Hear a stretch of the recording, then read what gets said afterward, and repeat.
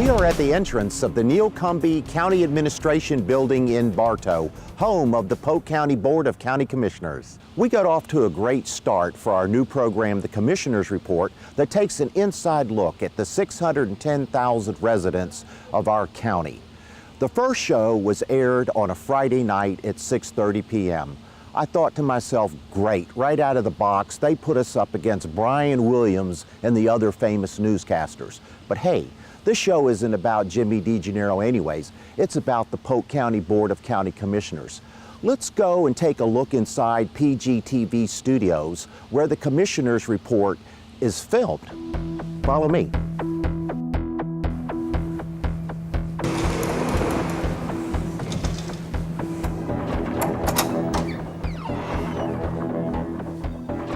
Hey, Desiree. Here we are in the studio marking the first year, 2013, for the Commissioners Report. Early on in the program, we focused on the lives and personalities of our 5 county commissioners: Chair Melanie Bell, George Lindsay, Todd Dantzler, Ed Smith, and John Hall. We wondered what drove these community leaders to become commissioners and serve the citizens of Polk County. Let's hear what they had to say. What has made you decide to become a county commissioner? That's a good question. I've always been intrigued by local government and an opportunity to serve. In most elected positions, whether it's at the city or the county or the state legislature or even Congress, the opportunities only come up about every 10 years, and the circumstances in your life as to your ability and willingness and timeliness to serve, as well as vacancies that are created as a result of term limits and so on. So when this opportunity, I lived in the district, Commissioner English was termed out, a stage in my life that I could do this, all the stars lined up, and literally I was on a motorcycle trip. We had shipped the bikes to San Diego and we're riding back to Florida. And during that ride, you get a lot of time to think. And it occurred to me that the timing is right, the circumstances are right. And I asked myself, if not me, who? If not now, when? So when I got back, I pulled the trigger. And my first job out of the University of Florida was with a municipality in Gainesville. And I got to know the insides and the outsides of municipal government and the relationship between staff and the commission. And that intrigued me, and I've stayed involved in that process throughout my adulthood. Very good. And didn't you work on the Charter Review Commission, the very first one? Yes. And back in 2001, I was privileged to serve with then Commissioner, or recent Commissioner Dan Costello was the chairman. And we did our review over the year of 2001 and made some very key recommendations to the citizenry to consider on the ballot. Probably the most important one was to make the constitutional officers nonpartisan, and that passed. Okay. I think some other counties have followed suit. Will you please share with us your business background? Yes, after my first 17 years out of the University of Florida working for municipal government and a municipal utility system, I joined the private sector to work in real estate development. And the fellow that hired me, I said, I don't know much about real estate development. He says, no, but you know government. And so much of what we have to do is dealing with various government agencies. And I had the benefit of understanding the limitations of staff and what they could do. And it helped me work through the system to allow progress. And it gave me a sympathy for the staff's limitations and understand what they have to deal with. It was a good blend of the public and private. You have been a public servant for most of your young life. Could you please share with us what has motivated you to serve our citizens and how you started in your home community, the beautiful city of Fort Meade?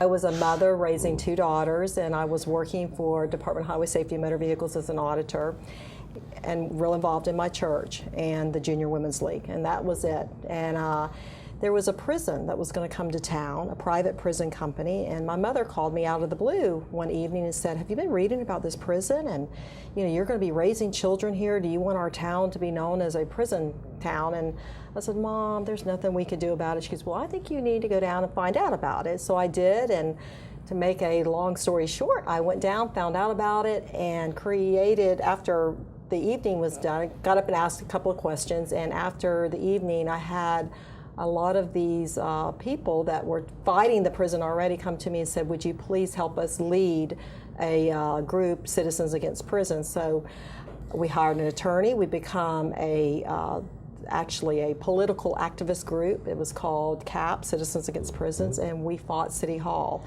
and ended up getting City Hall to take a referendum on a straw ballot, and the citizens voted it down, and there were people that left the Planning and Zoning Board, that left the commission, that was involved in all of that afterwards, and so we won. And about a year and a half went by, and a seat came up on the commission, and these people called me and said, would you run for city commissioner? I said, I don't think so. They said, please think about it. So I did, and they said, if you will, we'll run your campaign. And so I ran for commission. They ran my campaign, and I won. So, and I served as a Fort Meade City Commissioner and mayor there for 14 years.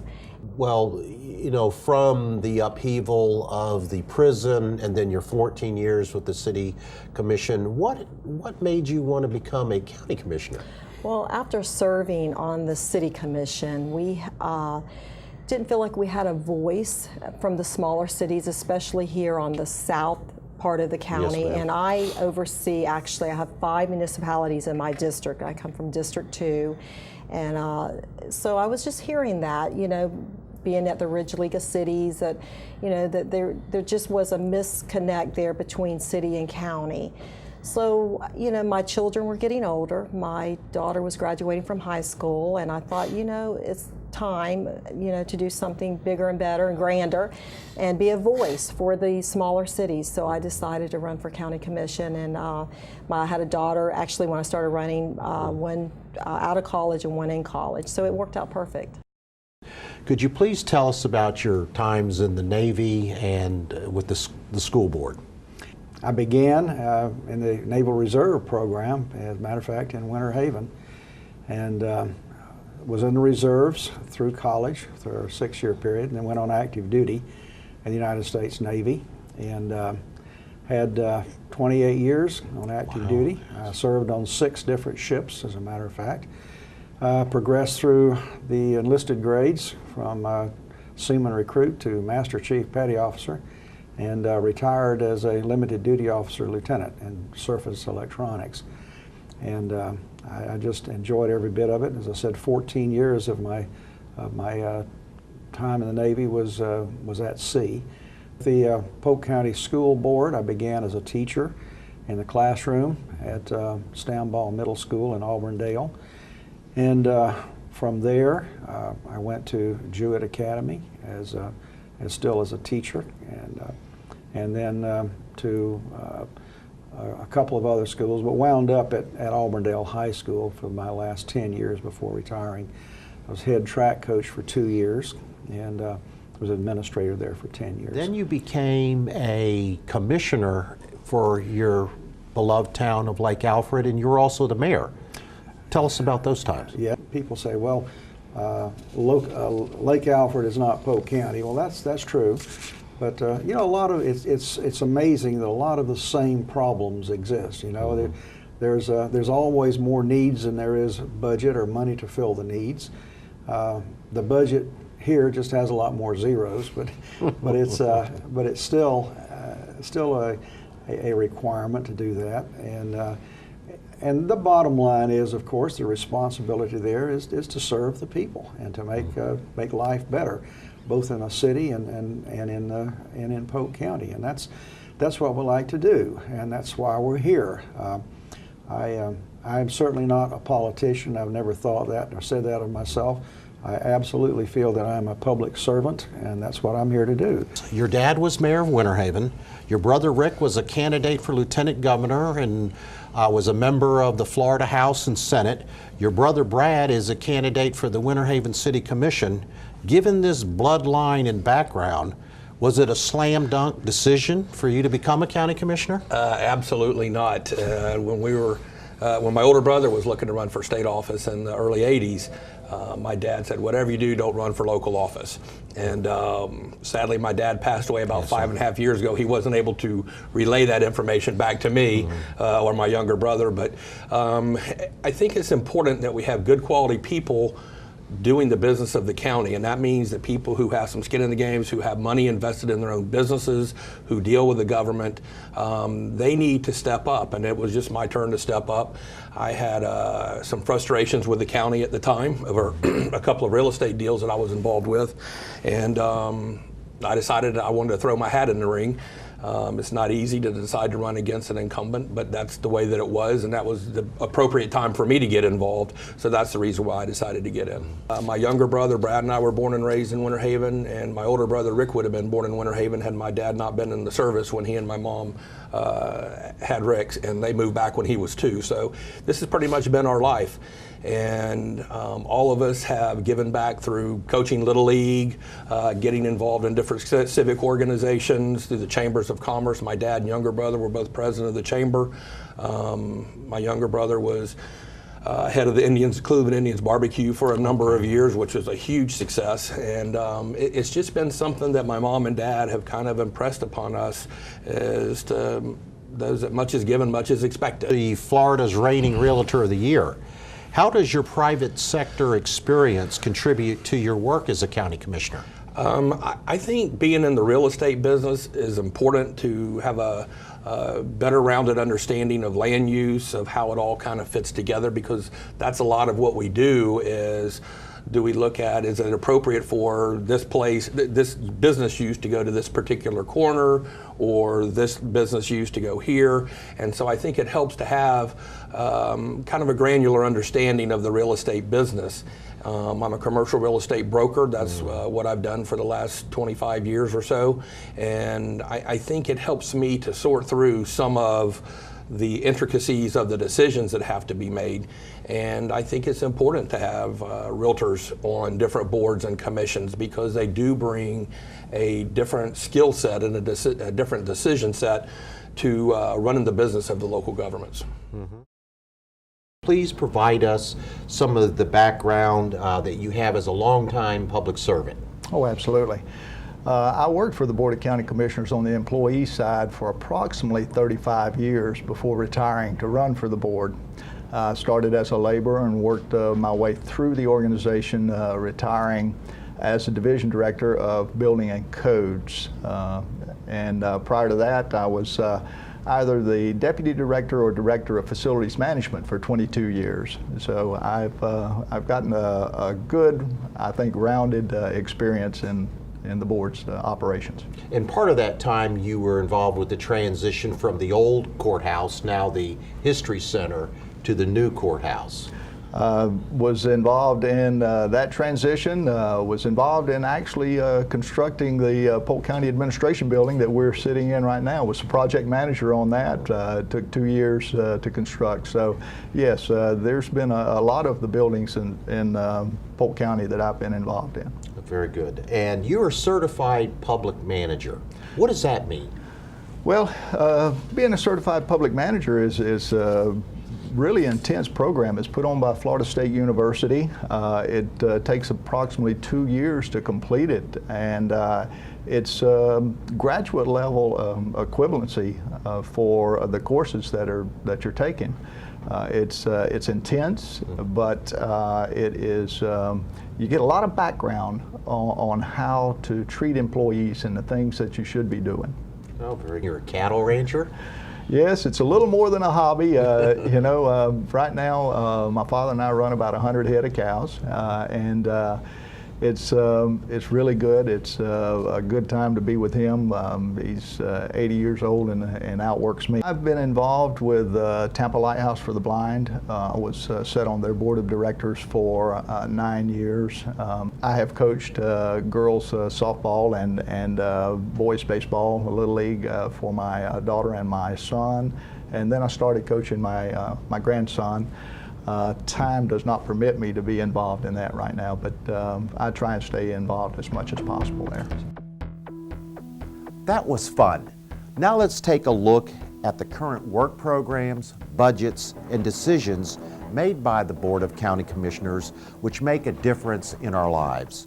You will find a lot of passion behind the voices of our commissioners as they speak to us about programs made during the current year.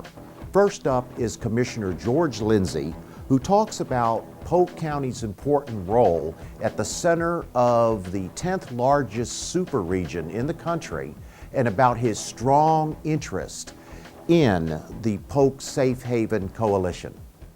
County has regional relationships with myregion.org and the Central Florida Partnership to our east, the Tampa Bay Partnership in One Bay to our west, and to the 6-County Heartland 2060 initiative to our south. Commissioner Lindsay, you have likened Polk County to being the hub of the wheel. Do you see our region being one region being more important than another? No, but Polk County is critical to both. As you mentioned, on the west side, the Tampa Bay planning area, they reached over to the east and made Polk County part of their planning scenario. Our counties east of us, they've reached to the west, and they've also grabbed Polk counties to be part of their planning processes for roads, infrastructure, natural resources, and all of those things that are important for quality of life. So we're being not pulled in different directions, we're being made a part of both directions. And the Safe Haven statute provides that if a newborn is brought to a fire station, a manned fire station, or an emergency room, no questions asked, the young lady can leave the child there and it will be taken care of properly. You may recall this was created about 12 or 15 years ago when the epidemic statewide and countrywide was finding young babies and fetus in dumpsters and garbage cans on the side of the road. It's just a horrible situation. Terrible. And so with the help of some folks in South Florida, there was a statute adopted providing that please don't do that. Take the child to a licensed facility, emergency room, or fire station. I was not aware of Safe Haven even existed, and I was prepared to create an umbrella organization to bring all these groups together. But when I found there was a Safe Haven existing, but 24/7 hotline with manned counselors on the line and providing that service, it didn't seem appropriate to recreate it, but take advantage of what it was. Commission Chair Melanie Bell loves promoting education and the arts in Polk County, as well as the George Harris Youth Shelter in Bartow. You will see a lot of her heart in the next few minutes. George Harris was a philanthropist in this community and cared about people, just not the rich. He cared for everybody, and George was a lot of people's friends, and I can say he was certainly my true friend and a mentor to me. But I had been invited to serve on an advisory board to get some information about the George Harris Center, and I say that's the best kept secret. That shouldn't be a secret in Polk County, because we do have this center there that takes in children not just directed by the court, but runaways, children that are abused, that needs a safe place, and this is a safe place. And when I went to hear the presentation, there was a young man there that lived in North Lakeland out on Duff Road, and he came home from school. His father was drugged up on methamphetamines. He beat the mother, was beating his siblings that had turned on him, and he got on his bicycle and had seen a sign somewhere that there was a George Harris Center, and it was in Bartow, and he knew it was a safe place, and started a program there called Cook for Kids. Yes, great. And got different organizations, a cricket club, church organizations would go in and start cooking one night a month to go in and help out the cooks. So I got Carol to come and meet the children and see, what the outreach was there, and there was a mortgage that needed to be paid off of $100,000, and so when she came, she brought her public executives with her also and presented a check that paid off that mortgage. I got the commissioners to go back and look at that ordinance and say, how could we help the arts and culture, because employment is so important here in the county. In order to bring professionals here and keep them here, it has to be about the arts and the culture of our county. I mean, we have Bach Tower, we have the theaters, we have the Lakeland Center, we have the Polk Arts Alliance that oversees this. So I got the commission to go back and vote, take the, back on the original intent. So we're generating over $400,000, and about a month ago we were able to divvy that money out to different agencies throughout the county, and it was done fairly. We have an arts and culture board now made up of 21 people, new, and I chair that board. And it's just not all arts people on there, it's business people that sees the importance of arts and culture. Commissioner Todd Dantzler is one of the strongest proponents of the Central Florida Development Council and its efforts to strengthen the economy in Polk County. You will hear that he learned a lot about business and a lot about life from his dad. Roll the clip, please. What the CFDC hopes to accomplish during the short term. Well, we've got some short-term and long-term goals. The short term is to rebuild the organization, and we've done that with the hire of Dave Petter, who is currently the president of the Winter Haven EDC. I think this is a tribute to the quality of person that Winter Haven brings to the table. They were very generous in allowing us to talk to Dave, and they see the benefit of a very strong CFDC. It's taken a long time to rebuild this organization, and we are just now starting. We need to fulfill several members of the staff to fill out the team, but we've got a dedicated board of directors, a group of investors who believe in the concept. We've got a group of county commissioners who are behind the CFDC, probably as much, if not ever before, and we've got a general manager who supports the CFDC and their job. And we're building an organization of relevancy and value that is dedicated to drive job creation here in Polk County. So it's not like we're giving them $50,000 and in 3 years their company's folded up. We just make their responsibility to the county a little bit less, and it's all to drive jobs. It's not to help them get a tax break, it's so they can hire more people, and if they've got more money to hire more people, that's the total driving force of this, is to expand the job base here in Polk County. But what my dad and my mom taught us was about being honorable and ethical and honest in how we deal with people.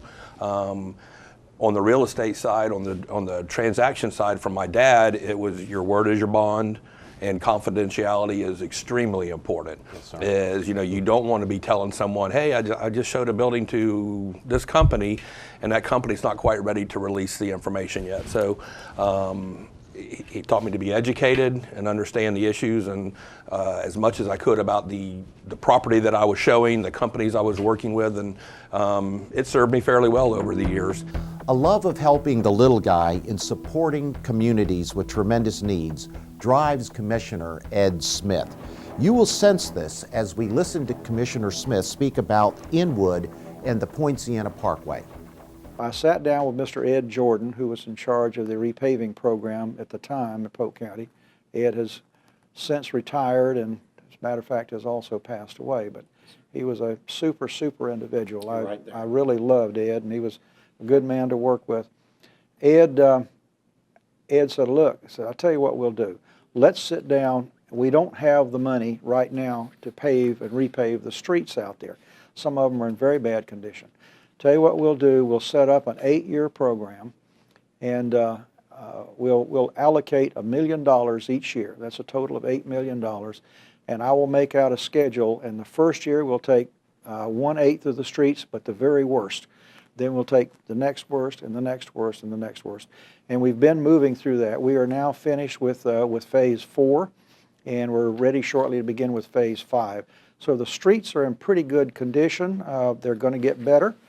Excuse me. We have also built some new sidewalks out there. We were desperately needed.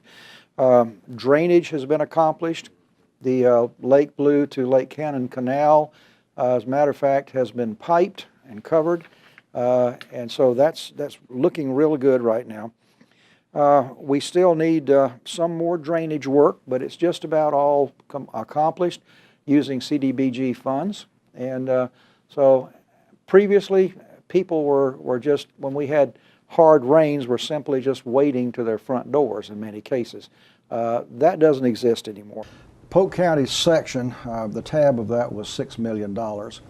And Polk County is contributing $3 million. And we've gotten a grant from the FDOT for the other $3 million. So that was the contribution, and that's the way the funding went. We've got a little hiccup right now.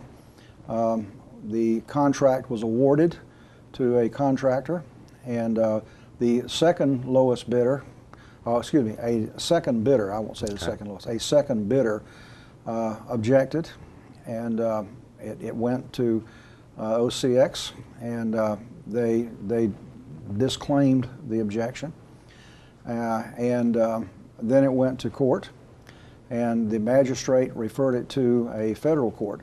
So we're now waiting to get it into the federal court and get the judge. Longtime Polk County Building Department Director and County Commissioner John Hall is all about taking care of the public through excellent customer service and performance. Here he speaks to us about the Polk Transit Authority, what it takes to be responsive to customer needs, and planning for next year's budget. Please tell us about some of the recent changes or improvements at the Polk Transit Authority. Yes, I will. I can't tell you about those without singing the praises of the new director over there, Tom Phillips. He's done an outstanding job. The thing that he's done with our transit, not only in the Lakeland area mass transit district, but countywide with Winter Haven area transit and Polk transit, is phenomenal. He runs a very tight ship. As a matter of fact, he was just appeared before the Board of County Commissioners and presented us with a $100,000 refund check. Oh, I thought it was fantastic. I thought it was fantastic because he had done such a good job, and the costs for running the services were down. I think that citizens have decided in our discussions that county government is just about at the right level where it is right now. So I think we should probably establish this as a baseline for our budget and not only our budget, but our services and our service delivery for the future. So unless we have a lot of growth exponentially, then we should consider keeping county government where it is, or somewhat close to where it is right now. Aren't we going to begin planning like right away? Oh, we've already started some of the discussions, and in December we will actually be having a strategic planning session to determine where we're going to go from here. As I just stated, with the public being satisfied with the services, or seemingly satisfied, I'm not getting any complaints about what we're doing, then I think we should probably establish this as our baseline from here going forward, and that'll be for discussions with all of the commissioners in our upcoming strategic planning. It's going to be some really good stuff. I trust you enjoyed reviewing highlights from the first year of the Commissioner's Report. We hope you tune in next month as we kick off our sophomore season, which promises to be filled with information and colorful comments from the Board of County Commissioners. Until then, this is Jim DeGennaro, hoping that you will please take care and enjoy this beautiful community we call home.